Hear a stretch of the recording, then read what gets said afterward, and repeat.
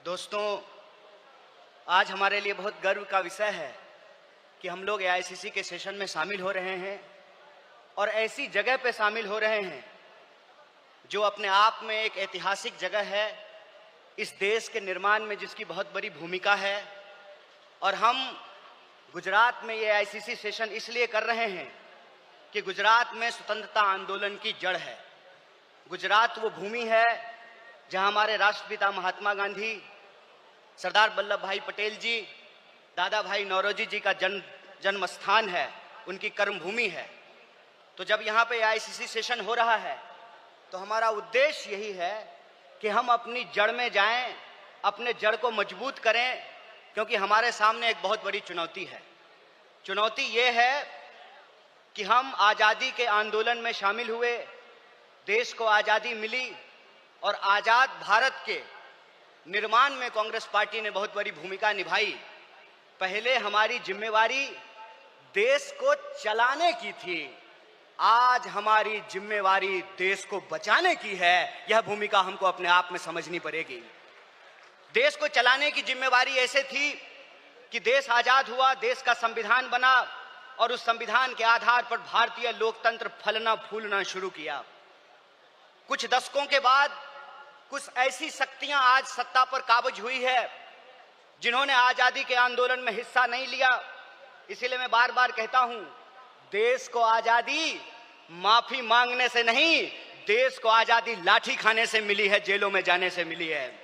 यह जो आजादी मिली है, इस आजादी को जो लोग मानते नहीं हैं, कहते हैं ना, जिन्होंने अपना खून पसीना नहीं बनाया हो घर को बनाने में, उनको घर की बचाने की कोई जद्दोजहद नहीं होती है। घर को जब बिगड़ रहा हो तो उनको कोई तकलीफ नहीं होती है। जो संविधान को बनाए हैं वही संविधान को बचाना चाहते हैं, जो आजादी दिलाए हैं वही आजादी को बचाना चाहते हैं, जो देश को बनाए हैं उन्हीं को देश को बचाना पड़ेगा। बताइए, कांग्रेस पार्टी का एक एक कार्यकर्ता जो देश की आजादी पर गर्व करता है, देश के स्वतंत्रता आंदोलन पर गर्व करता है, उस आजादी को बचाने के लिए आप संघर्ष करेंगे कि नहीं करेंगे? अगर आप संघर्ष करेंगे तो ये लड़ाई बिल्कुल आमने सामने की लड़ाई है। ये लड़ाई है कि एक तरफ वो लोग हैं जो काली टोपी पहनते हैं, एक तरफ हम लोग हैं जो सफेद टोपी पहनते हैं। वो जो काली टोपी पहनने वाले लोग हैं वो काले कानून लेकर के आते हैं। हम सफेद टोपी पहनने वाले लोग जो हैं वो गरीबी का अंधियारा मिटा करके, बेकारी का अंधियारा मिटा करके हम रोजगार का अवसर लाना चाहते हैं। हम अन्याय को समाप्त करके सामाजिक, आर्थिक और राजनीतिक न्याय लेकर के आना चाहते हैं। इसीलिए आज जब मैं आपके बीच में बोल रहा हूं तो सबसे पहले जो ड्राफ्ट है रेजोल्यूशन की, मैं उसके समर्थन में बोल रहा हूं। और यह जो न्याय पथ है जिसको लेकर के हमारा संकल्प है कि इस न्याय पथ पर हम चलेंगे, और न्याय पथ पर चलने का मतलब यह है कि देश में कहीं भी अन्याय होगा, चाहे वो अन्याय दलितों के खिलाफ हो, चाहे वो अन्याय गरीबों के खिलाफ हो, चाहे वो अन्याय पिछड़ों के खिलाफ हो, चाहे वो अन्याय आदिवासियों के खिलाफ हो, महिलाओं के खिलाफ हो, किसानों के खिलाफ हो, मजदूरों के खिलाफ हो, किसी भी भारतीय के खिलाफ अगर कोई अन्याय होगा तो उस काली टोपी वाले अन्याय के खिलाफ हम सफेद टी शर्ट पहन करके राहुल गांधी जी के बताए रास्ते पर चलेंगे। हम न्याय का योद्धा बनेंगे और न्याय का जो हमारी पहचान है, न्याय का जो हमारा ये सिंबल है, उसी से हम इस देश को बचा सकते हैं। और देश को बचाने की जो मुहिम है, इस संबंध में मैं आपको बता दूं कि आज एनएसयूआई का स्थापना दिवस है, फाउंडेशन डे है। स्टूडेंट और यूथ की एक बहुत बड़ी भूमिका है। स्टूडेंट और यूथ अलग अलग तरीके से इस देश में अपने हक और अधिकार को लेकर के संघर्ष कर रहे हैं। यह जो लड़ने वाले लोग हैं, जो न्याय के लिए लड़ रहे हैं, वो असल में कांग्रेसी हैं। और जो विचारधारा से कांग्रेसी हैं उनको हमको साथ लेकर के आना पड़ेगा।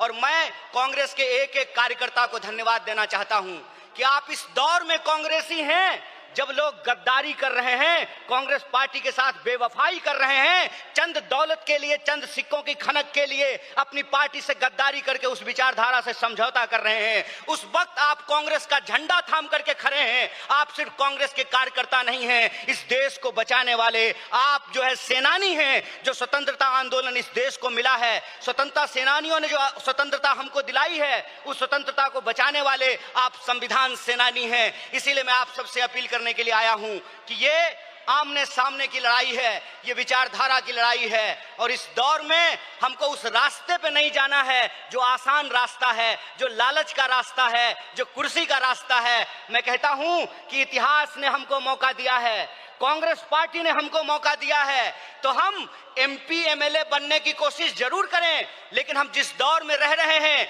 ये वो दौर है कि हमारे सामने एमपी एमएलए बनने के अलावे गांधी बनने का अवसर है, भगत सिंह बनने का अवसर है, सरदार वल्लभ भाई पटेल बनने का अवसर है, सुभाष चंद्र बोस बनने का अवसर है, एनी बेसेंट बनने का अवसर है, अंबेडकर बनने का अवसर है। इसीलिए मैं अपने कांग्रेस पार्टी के एक एक कार्यकर्ताओं को एआईसीसी के इस मंच से कहना चाहता हूं कि यह जो रेजोल्यूशन है, यह रेजोल्यूशन कागज पे लिखे हुए कोई शब्द नहीं है, यह संकल्प है। और उस संकल्प पे हम समर्पण के साथ चलेंगे, संघर्ष करेंगे, और संघर्ष करेंगे तो इस विपरीत परिस्थिति में हमारी जीत सुनिश्चित है। मैं देखता हूं कि कई बार कांग्रेस के कई कार्यकर्ता निराश हो जाते हैं, तो मैं उनको कहता हूं कि यह वक्त निराश होने का वक्त नहीं है, यह अपनी काबिलियत साबित करने का वक्त है, यह अपनी विचारधारा को साबित करने का वक्त है। और जावेद अख्तर ने बखूबी इस बात को लिखा है कि इस मुल्क में दो आवाजें हैं, इस मुल्क में दो आवाजें हैं। इस मुल्क में एक वो आवाज है जो दंगा कराना चाहता है, खून खराबा करना चाहता है, नफरत फैलाना चाहता है, और एक वो आवाज है जो मोहब्बत और न्याय की आवाज को बुलंद करना चाहता है। इसीलिए हम कहते हैं कि मुझे पामाल रस्तों का सफर अच्छा नहीं लगता, जिस दर जाते हैं लोग उधर जाना अच्छा नहीं लगता। आप कांग्रेस पार्टी के ईमानदार कार्यकर्ता हैं, आपके कंधे पर देश को बचाने की जिम्मेवारी है, आपके कंधे पर संविधान को बचाने की जिम्मेवारी है। और हमको पूरा भरोसा है कि आईसीसी सेशन के माध्यम से पूरे देश में यह संदेशा जाएगा और कांग्रेस पार्टी का एक एक कार्यकर्ता मजबूत होकर के अपनी काबिलियत को साबित करेगा। वह पथ क्या, पथिक कुशलता क्या, जिस पथ में बिखरे सूल न हो, नाविक की धैर्य परीक्षा क्या, जब धाराएं प्रतिकूल न हो। इस प्रतिकूल समय में कांग्रेस पूरे दमखम के साथ उस काली विचारधारा के खिलाफ, उस काली टोपी के खिलाफ टी शर्ट पहन करके लड़ेगा। और यह टी शर्ट का जो सिंबल है वो न्याय का सिंबल है। उस अन्याय के खिलाफ हमको इस न्याय की आवाज को बुलंद करना है। मुझे पूरा भरोसा है कि आईसीसी सेशन से निकल करके हम अपने जिलों में जाएंगे, अपने बूथों पर जाएंगे, और समाज में, देश में जहां कहीं भी अन्याय होगा, हम कांग्रेस पार्टी बन करके, कांग्रेस का कार्यकर्ता बन करके, गांधी का सिपाही बन करके गोडसेवादी विचारधारा को परास्त करने का काम करेंगे। बहुत बहुत शुक्रिया, बहुत बहुत धन्यवाद। इनकलाब जिंदाबाद, जय हिंद, जय कांग्रेस। एक बार जोर से आवाज बुलंद कीजिए। यह आवाज साबरमती आश्रम से दिल्ली के तख्त तक पहुंचनी चाहिए। जय हिंद, जय हिंद, जय कांग्रेस।